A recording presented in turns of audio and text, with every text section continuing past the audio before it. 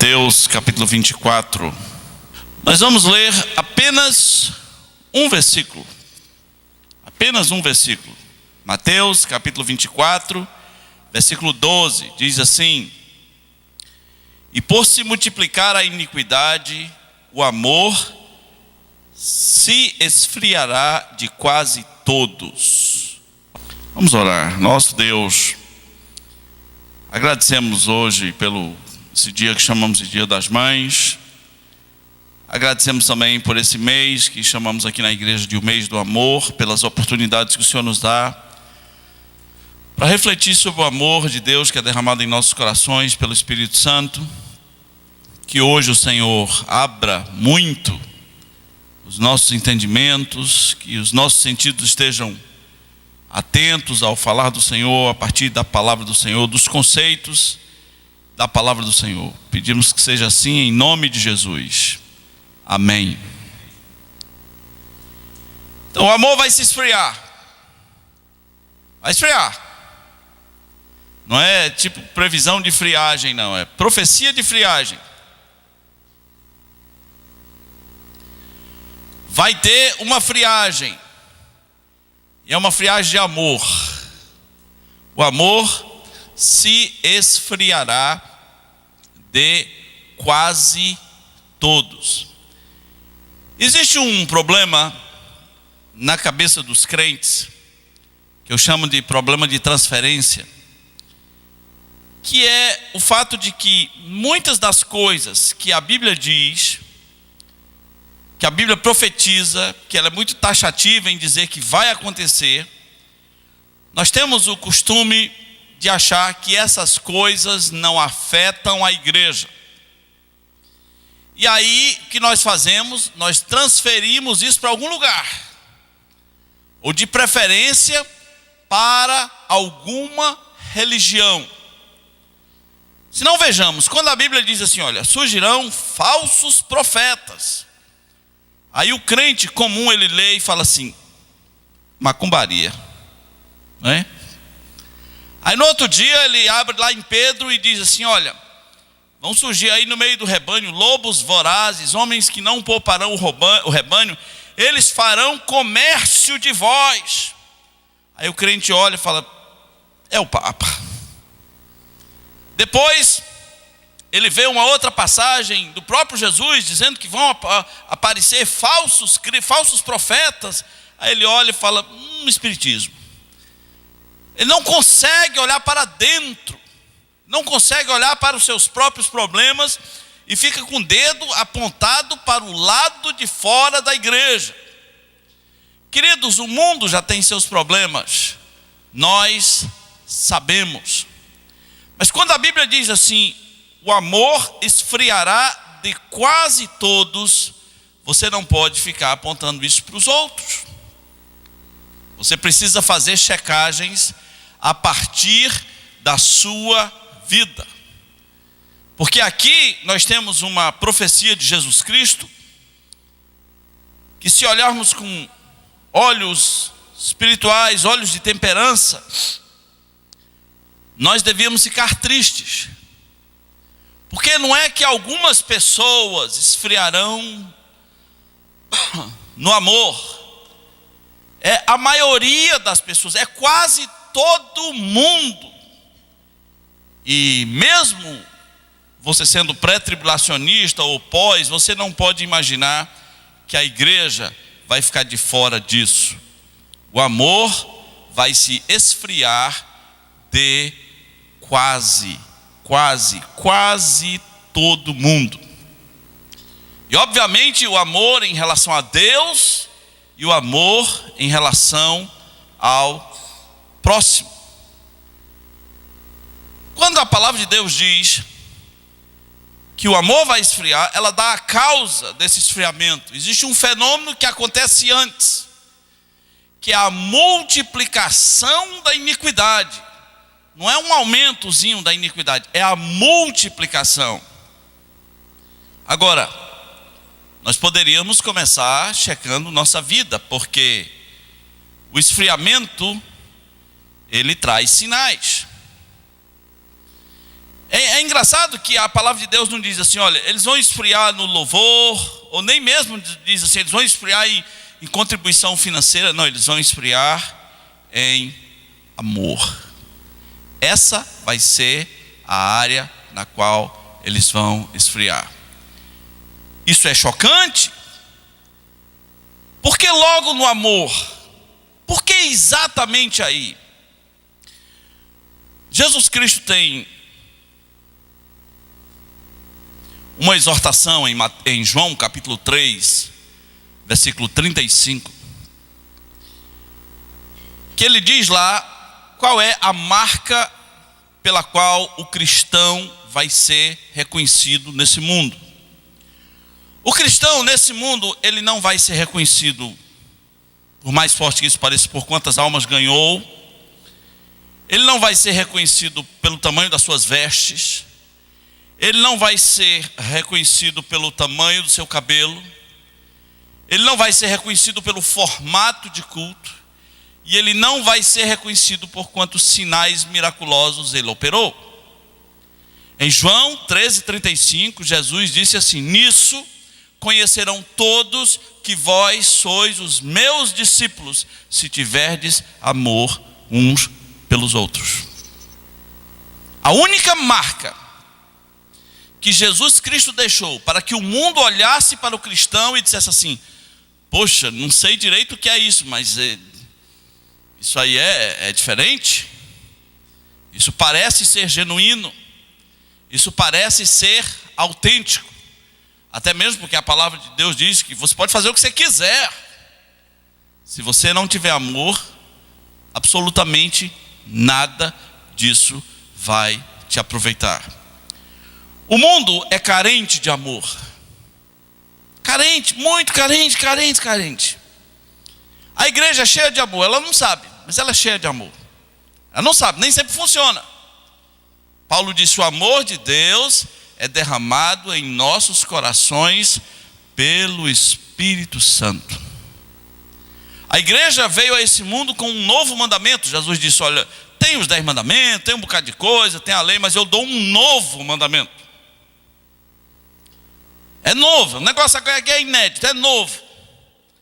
Que vos ameis uns aos outros, assim como eu vos amei. A igreja é cheia de amor porque ela foi amada por Jesus. Ela tem um potencial de amor incrível. E Jesus disse: assim como eu vos amei, amem uns aos outros. E tem uma marca para o mundo reconhecer que vocês são meus discípulos. Vocês, não é nem para amar a África, não é nem para amar os leprosos, não é nem para amar os necessitados do mundo inteiro. Isso é resultado, isso vem depois. Mas se vocês amarem uns aos outros, o mundo vai olhar e vai dizer assim: uau, esse pessoal se ama. Agora, quando o mundo olha para você e para outros crentes, para crentes que andam com você, se é que você anda com crentes, tem gente que é uma ilha, isolado no seu mundo. Mas quando o mundo olha para você e com as pessoas que têm comunhão com você, que vivem a vida cristã com você, ele pensa assim: uau, esse pessoal se ama. Que coisa incrível. Pois é, se nós achamos que essa proposta de Jesus já é vivida de maneira fraca, imagine quando esfriar de quase todos. Por se multiplicar a iniquidade, o amor esfriará de quase todos. Quando o Espírito Santo escolheu essa palavra esfriar, a ideia é mais ou menos de uma pessoa respirando mal. Você já viu alguém morrer na sua frente? Você já viu alguém perdendo a respiração aos poucos? Você já se afogou? Assim, morrendo aos poucos, até que Deus tenha misericórdia de você e mande alguém ir lá te salvar. Eu fui uma vez me apresentar para umas meninas. Eu estava tomando banho num lugar, chegou umas meninas, falaram: vou fazer umas graças aqui, né? Aí me afoguei. Aí uma delas me salvou. Que humilhante. A Wilma me salvou, me puxou pela mão, né? Você sente que o seu ar está indo embora, está se acabando. Um paciente, uma pessoa que está morrendo, o ar está indo embora aos poucos. E logo mais, não há pulso, não há coração, não há nada. Quando o nosso amor começa a esfriar, é isso. Ele dá sinais. Estamos morrendo. Não nos importamos mais com Deus e com a sua obra e com a sua palavra.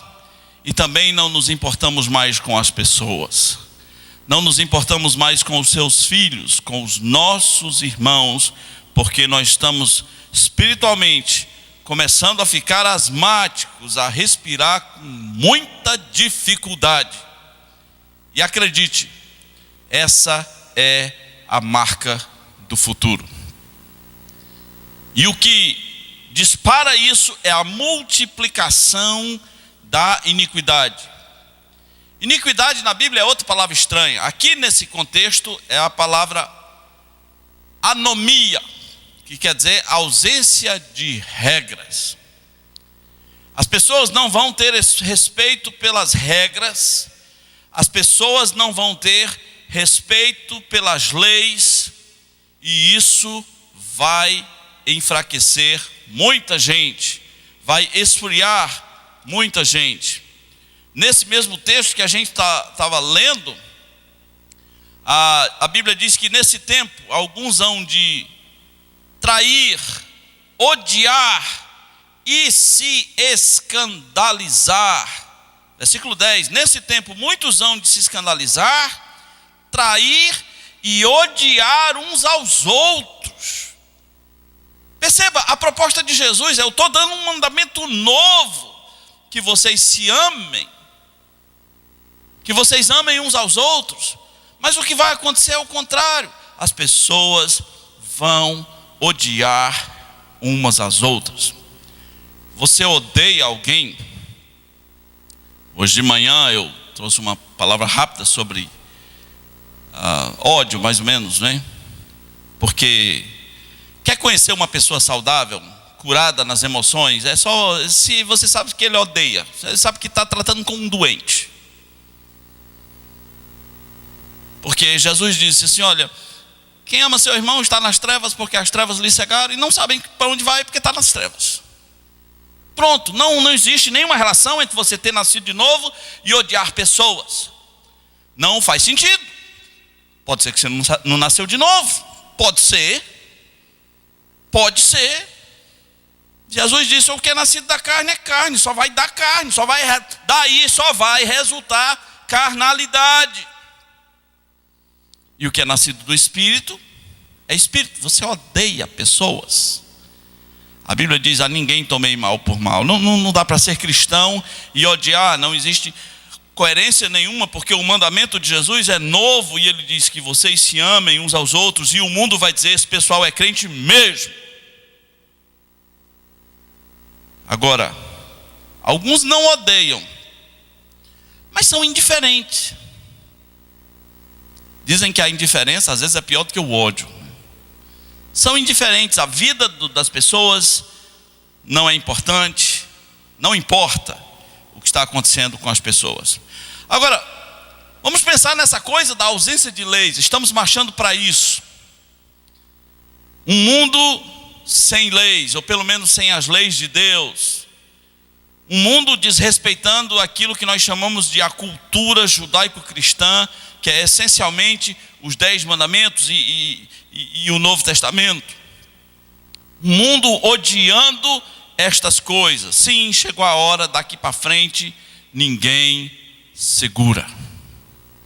Ninguém, absolutamente ninguém. Vai haver pequenos focos de resistência.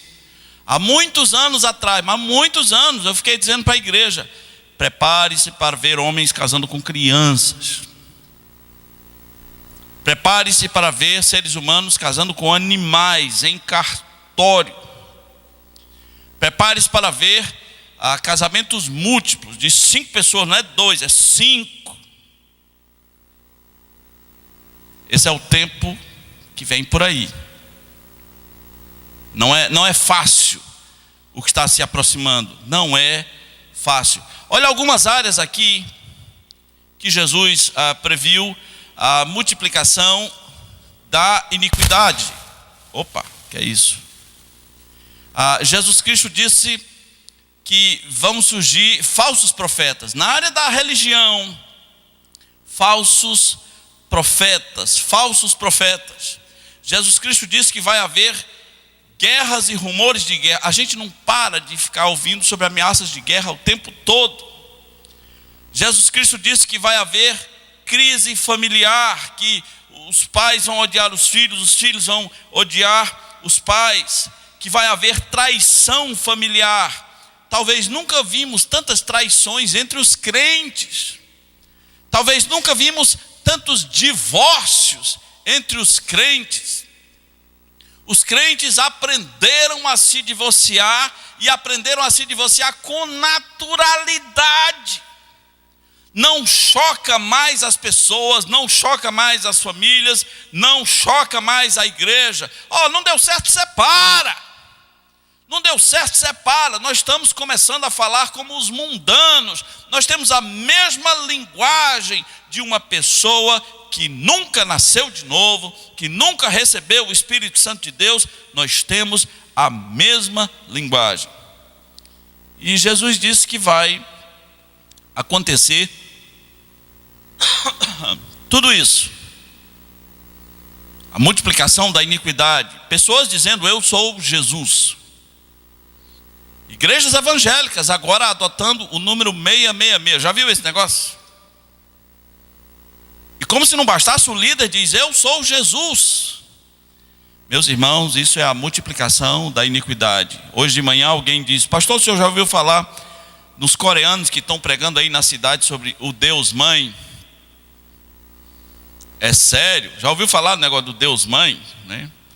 Tem o Pai, tem o Filho e tem o Deus Mãe, que o sangue de Jesus não basta, você precisa do Deus Mãe. A iniquidade vai se multiplicar. Agora, presta atenção. Aqueles que vão enfraquecer na sua fé, no seu amor, eles vão enfraquecer porque eles vão olhar para essas coisas e o seu coração será abalado e eles vão ficar fracos. A iniquidade vai se multiplicar e as pessoas vão enfraquecer. Sabendo que foi Jesus que disse isso, tudo o que está acontecendo deveria nos fortalecer. É o contrário. Você se enfraquece quando você vê a iniquidade se multiplicando, ou você se fortalece? Algumas pessoas se enfraquecem o tempo todo porque elas imaginam um mundo justo, puro e bom, um mundo idealizado, um mundo que elas fantasiaram, que não existe. E quando cada coisa dá errada nesse mundo, elas ficam mais fracas, elas vão perdendo energia espiritual. Nesse discurso de Mateus 24, Jesus cita todas essas atrocidades e ele diz assim: não vos assusteis, é necessário assim acontecer. Ora, isso não devia nos fortalecer? Ver a palavra de Jesus sendo cumprida aos nossos olhos, a multiplicação da iniquidade. Não é que a gente vai dizer: aleluia, morreram crianças na guerra, oh que bom, aleluia, pessoas decapitadas, oh que... Não é isso, mas a multiplicação da iniquidade é uma profecia de Jesus e deveria nos fortalecer. Irmãos, tem gente que não aguenta nem um noticiário policial. Se você se enfraquece com o noticiário policial, eu tenho um conselho para você: não assiste não. Para quê? Você vai ficar muito triste, você vai ficar deprimido. Alguém chegou para mim falando: não gosto desse programa, só tem desgraça. Eu falei: um programa policial, puxa vida. Não é culinária, é um programa policial, só vai ter desgraça. Ou você acha que os programas policiais é igual Ursinhos Carinhosos? É um programa policial, então não assiste. As coisas que estão acontecendo, de alguma maneira, deveriam nos fortalecer, porque Jesus disse: é necessário. Ainda não é o fim, mas é necessário assim acontecer. Algumas pessoas estão enfraquecendo também no seu amor a Deus e aos outros, porque elas têm visto o que fazem os falsos profetas.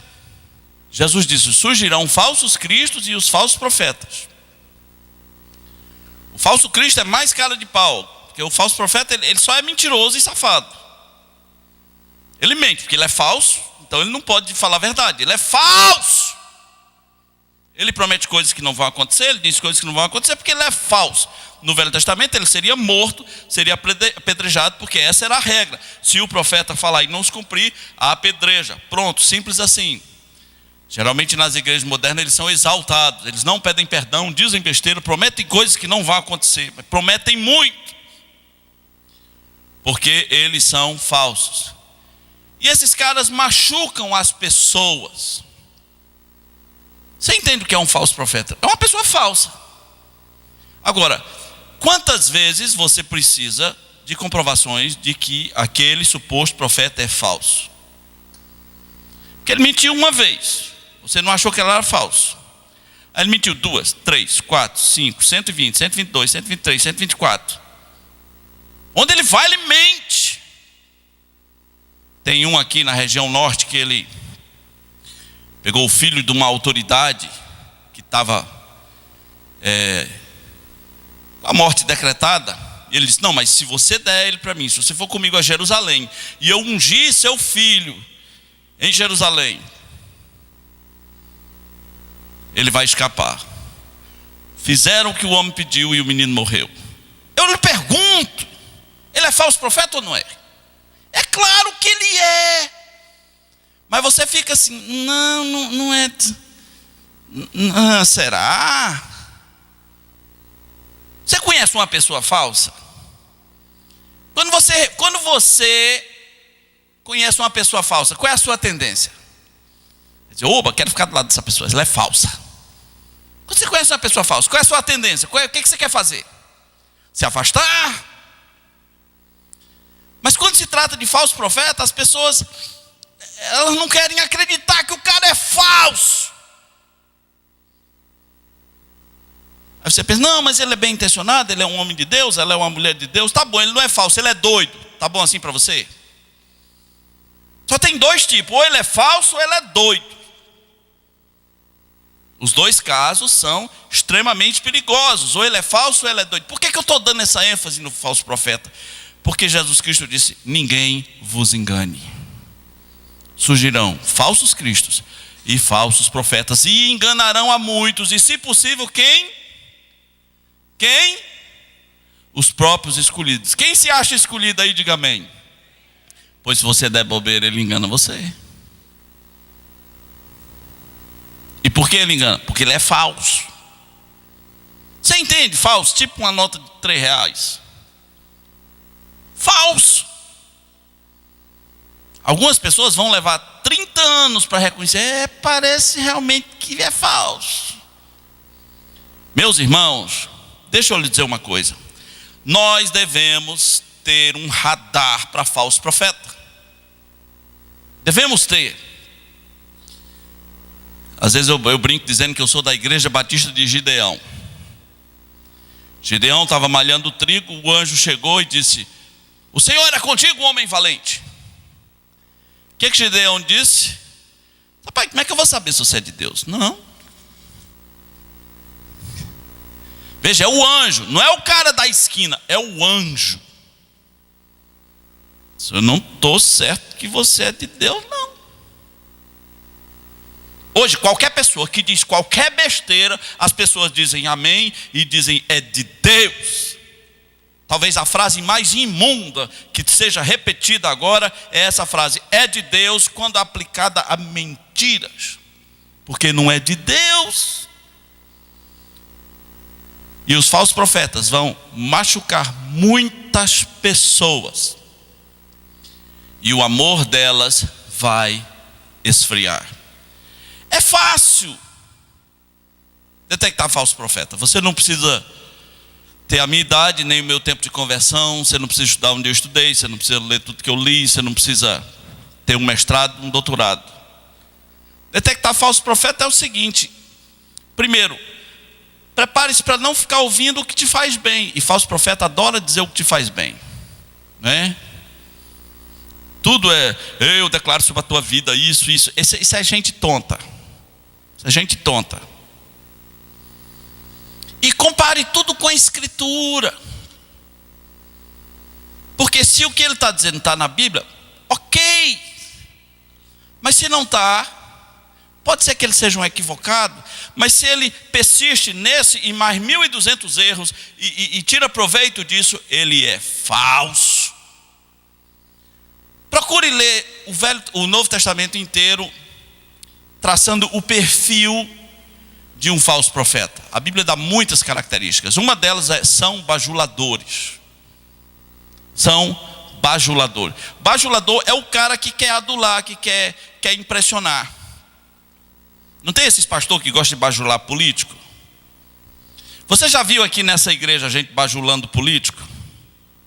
Já viu? Você já viu esse aqui cheio de político? E se você vê, me interne. Tem alguma coisa errada. Você já viu na Bíblia Jesus Cristo bajulando os governadores?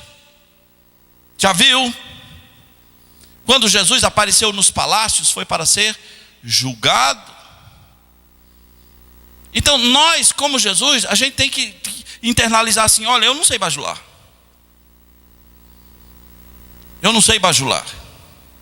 Quando você começa a bajular, você se torna ridículo. E detalhe, as pessoas percebem e elas acham você um ridículo.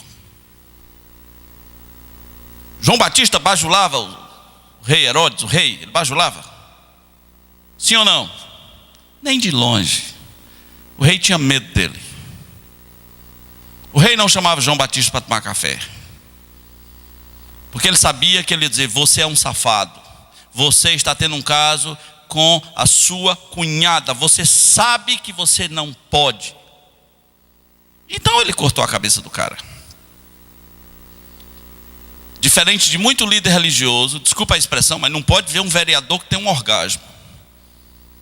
Fica tão emocionado porque viu um político. Fique esperto, irmão. Jesus disse: ninguém vos engane. Você se deixa enganar, o falso profeta machuca você, leva seu dinheiro. Eu estou falando especialmente para você que tem sido exposto a esses ensinos. Se isso acontecer, eu já tenho uma frase para dizer a você. E a frase é: você merece. Porque você tem sido avisado, reavisado. Eu mostro na Bíblia 2 estudos completos, começando por Judas, o livro de Judas, mostrando o perigo dessa gente. Essa gente não presta. Eu não sou romântico em relação a falso profeta. Não sou. Um falso profeta é um homem mau.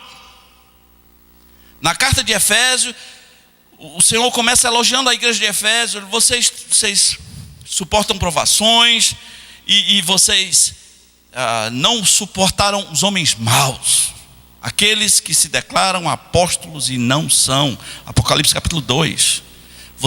Eles são homens maus. Homens maus se apoderaram da mensagem do Evangelho e estão fazendo o mundo pensar que o Evangelho é aquilo. Você tem que decidir. Jesus disse: ninguém vos engane. Você quer ser enganado? Você vai ser uma pessoa muito livre quando você começar a fazer uma relação. Fala: fulano é falso, falso. Fulano é doido. A pastora Joaquina, doida também. E fulano de tal, maluco. E fulano de tal, xerocola. Vai fazer um bem quando você tiver a coragem de dizer: são doidos, são malucos. A Bíblia dá todos os apelidos. Chama de doido, loucos, e tem um que é assim: bruto sem razão. Bruto já é ruim, né? Mas brutos, Pedro chama de sonhadores alucinados. Não tem gente toda hora tem um sonho, tem uma profecia, tem um negócio. Essa gente vai esfriar o amor das pessoas. Eles chegam, profetizam coisas na vida das pessoas e não se cumprem, e as pessoas vão ficar magoadas com Deus. É assim que funciona. E uma das maiores provas de que eles são falsos é que eles começam dizendo: eu profetizo. É assim que os profetas da Escritura falam. Eles dizem: assim diz o Senhor. Se você não puder dizer assim diz o Senhor, cala a boca. Não confunda teus desejos com profecia. Profecia é coisa séria. Então Jesus Cristo disse: vede que ninguém vos engane. Não deixa as pessoas enganarem você. Por mais que tenha carinha de santa. A gente olha para umas pessoas e fala: meu Deus, parece o anjo Gabriel. Não acredito que seja mal. Não acredito que seja falso. Parece, tem uma cara de crente, tem voz de crente. Ora, não foi isso que Jesus disse em Mateus 7? Acautelai-vos de quem? Dos falsos profetas, que se vos apresentam como o quê? Como ovelhas. Ele não vai dizer: eu sou o lobo. Eles se apresentam como ovelhas. Você olha, é ovelha, tem lã de ovelha, faz bé, é ovelha. Mas Jesus disse: mas por dentro são o quê? Lobos vorazes. Queridos, o lobo quer tudo. O lobo quer tudo. O problema não é a apresentação. A apresentação é de ovelhinha. Bé, bé, bé. O problema é o que eles são por dentro. E Jesus disse: pelos seus frutos os conhecerei. Olhe quais são os frutos dessas pessoas. Agora, como saber se você já não está esfriando no seu amor? Porque a causa do esfriamento são todas essas coisas: o aumento da iniquidade, traição familiar, vão trair, vão odiar, vão se escandalizar, os falsos cristos e os falsos profetas. Tudo isso vai levar a um esfriamento. Então, como saber se você mesmo já não está esfriando? Em primeiro lugar, tenha coragem de fazer checagens a partir da Bíblia. O capítulo mais claro sobre o amor é 1 Coríntios capítulo 13. E se você já começou a viver o contrário de 1 Coríntios 13, o seu amor está esfriando. Por exemplo, olhando as definições de Paulo, ele diz assim: o amor é paciente. Você já perdeu a paciência com as pessoas. O amor é benigno, ele não arde em ciúme. Você tem amorzinho ciumento, você quer as pessoas só para você. O amor não se ufana, não se ensoberbece, não se conduz inconvenientemente, quer dizer, ele não envergonha as pessoas. Você só sabe envergonhar as pessoas. Aprenda a se conduzir corretamente. Ele não procura seus interesses, você só se relaciona com as pessoas por causa de interesses. Não se exaspera, quer dizer, não fica áspera, não fica irado contra o outro, você só se ira. Não se ressente do mal, você é pura mágoa. Não se alegra com a injustiça. Você é o contrário. Se acontecer uma coisa ruim com a pessoa, você diz: bem feito para aprender. Tudo sofre, tudo crê. O amor sempre vai crer que há uma esperança para aquela pessoa. Sempre vai crer, sempre vai crer. Nem que morra hoje, mas ia crer que seria amanhã. O amor tudo crê, tudo espera, tudo suporta.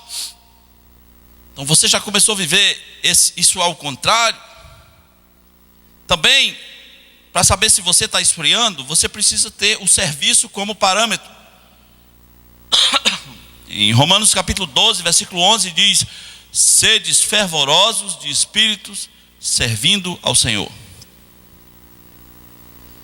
Não é gritando, não é pulando, não é passando a noite acordado, é servindo. O parâmetro é o serviço. Seja fervoroso de espírito, servindo ao Senhor. Como é o seu envolvimento com o serviço? Entenda que certas coisas são nossa responsabilidade. Nessa checagem de se o meu amor está esfriando ou não, entenda, algumas coisas são minha responsabilidade. Tem um versículo bem curtinho na Bíblia, um dos mais curtos de toda a Bíblia. 1 Tessalonicenses capítulo 5, versículo 19, diz assim: não apagueis o espírito. É sua responsabilidade. Mantenha a chama acesa. Não apagueis o espírito. Apesar dos tradutores botar com letra maiúscula, mas o Espírito Santo de Deus não se apaga, é o seu que se apaga. O Espírito de Deus se entristece, mas não se apaga, está sempre lá, ele é Deus, Deus não se apaga. Mas o teu espírito, que Salomão disse, o espírito é a lâmpada do Senhor que ilumina o homem, o teu espírito se apaga. Apesar dele estar pronto, quando você recomeçar ele está pronto, mas ele se apaga. E a Bíblia diz, não apagueis o espírito. Queridos, algumas deduções para a gente chegar aqui no final, sobre essa palavra de Jesus, que o amor vai esfriar de quase todo mundo. Talvez não de todo mundo, mas de quase todo mundo. Muita gente boa vai esfriar, muita gente boa vai esfriar. E a primeira dedução é que o mal só cresce. A história da humanidade é a história do mal crescendo, não há controle sobre o mal. A segunda dedução é que não há promessas de avivamento para o futuro. Aliás, como as pessoas gostam de profetizar avivamento, quem mandou? Deus não mandou. O apóstolo Paulo disse assim, olha, essas coisas não vão acontecer sem que haja uma grande apostasia. Todo mundo fica prometendo um grande avivamento, desiluda disso. Que vai haver uma apostasia, e ela é grande, não é pequena não. Apostasia já é feio, então uma grande apostasia. Eu sempre ouvi essas histórias de que o Brasil vai ter um grande avivamento, começando pelo Acre. Aí eu falo, puxa, eu ouvi isso na Paraíba, eu ouvi isso no Ceará, ouvi isso no Rio Grande do Norte, todo canto vai ser um grande avivamento.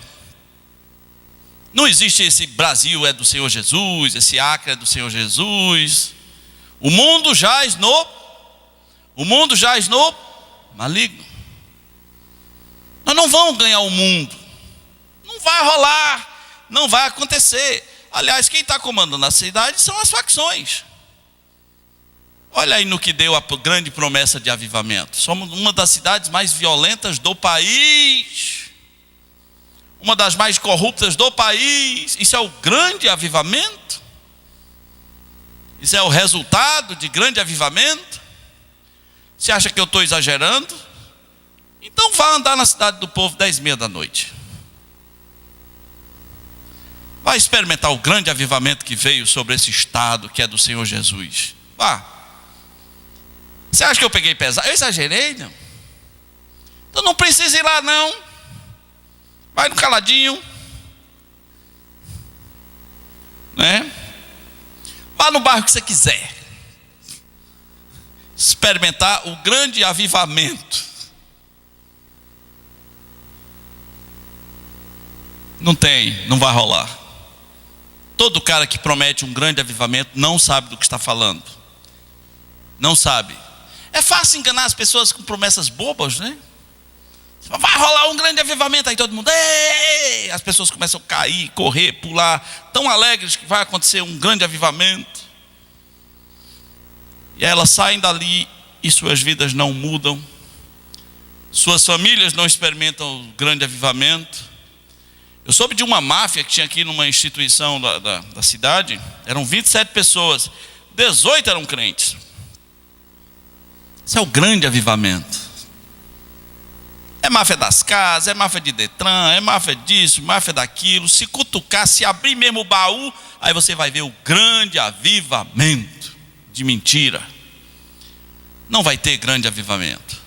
Talvez você vai ter avivamentos locais de comunidades sérias que queiram buscar o Senhor, mas você não tem responsabilidade pelo mundo. Avivamento do mundo não é problema teu. É demais para você. Tua vida é problema teu. Avivar a sua vida é problema seu. Andar com pessoas sérias que queiram levar a vida cristã a sério é problema teu. E uma terceira dedução, queridos, partindo dessa palavra de Jesus, é que não há um mundo melhor. Me dá uma tristeza quando eu vejo pastores crendo em mundo melhor.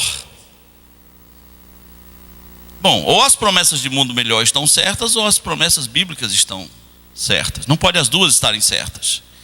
Porque o que a Bíblia diz é que nos últimos dias os homens irão de mal a pior, enganando e sendo enganados. Essas pessoas não leem a Bíblia. Essas pessoas não leem a Bíblia. Meus irmãos, isso não é uma boa notícia para se dar, de que vai haver um esfriamento. Eu sei, Jesus está falando da tribulação e tudo mais, mas nós já vemos os ventos desse esfriamento. Nós já vemos um fenômeno surgindo que são os desigrejados, que eles dizem assim: eu até creio em Jesus, mas eu não quero saber de igreja, eu não quero saber de ninguém.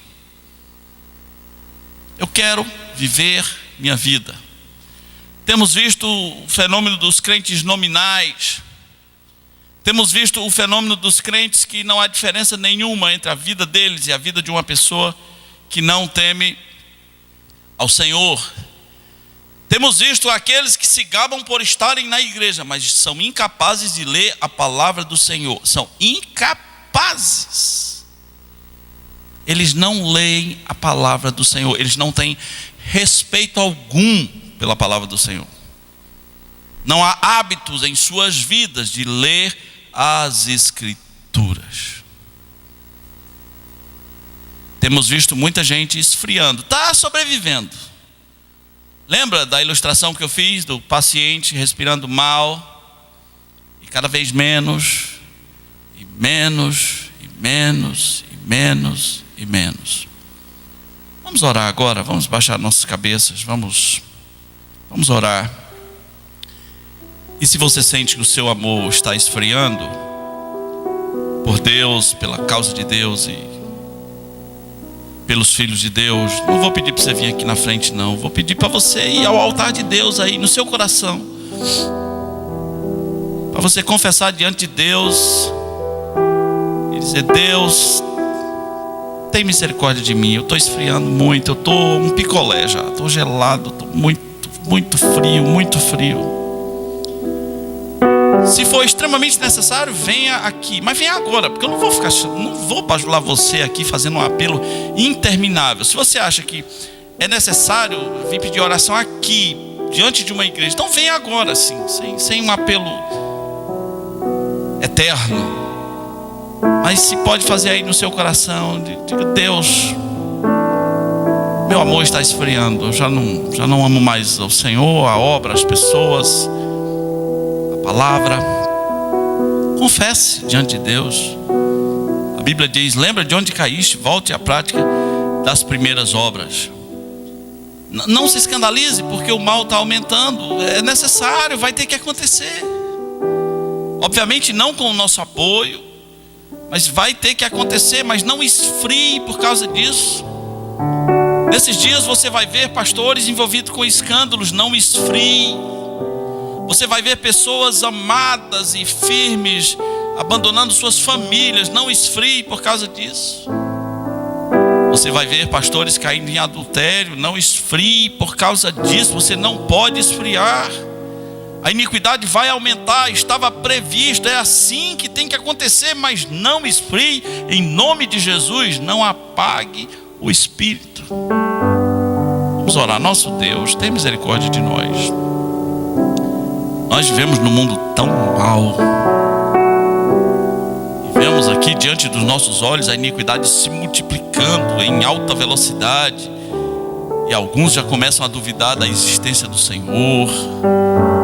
Alguns começam a duvidar se os princípios que lhe foram ensinados desde a infância, se realmente são sadios, se deveriam continuar sendo ensinados. Alguns já começam a querer coisas estranhas, meu Senhor, experimentar friezas na sua vida devocional. Nós temos ouvido aqui a tua palavra que diz que por se multiplicar a iniquidade, o amor esfriará de quase todo mundo. Não permita que sejamos nós. Eu te peço, meu Senhor, não permita que eu esteja nessa estatística daqueles que vão esfriar em amor, que vão ficar secos, sem vida. Reaviva o teu povo, Senhor. Reaviva aqueles que de coração sincero estão dizendo agora: Senhor, eu estou frio, eu me arrependo, Eu quero voltar à prática das primeiras obras. Que o Senhor lhes dê a força necessária. Tua palavra diz que o teu poder opera em nós, que és poderoso para fazer infinitamente mais do que tudo quanto pedimos ou pensamos, conforme o seu poder que opera em nós. E nós pedimos, meu Senhor, que esse poder que já opera em nós, que ele seja real, que ele influencie o nosso dia a dia na tua presença. Pedimos em nome de Jesus. Amém.